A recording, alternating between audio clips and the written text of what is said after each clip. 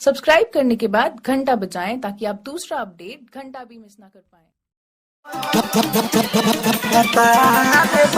DJ साजन राजा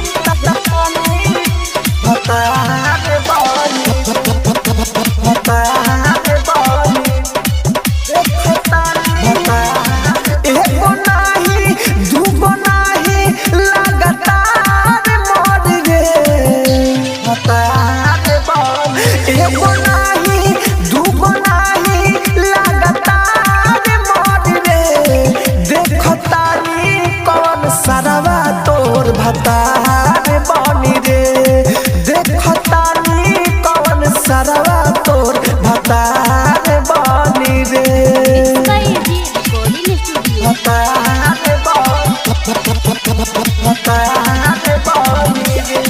देखतानी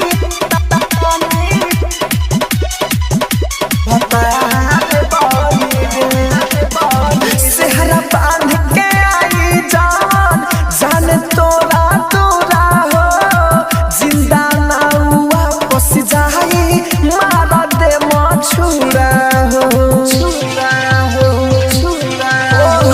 सेहरा बांध के आई जान तोरा तोरा हो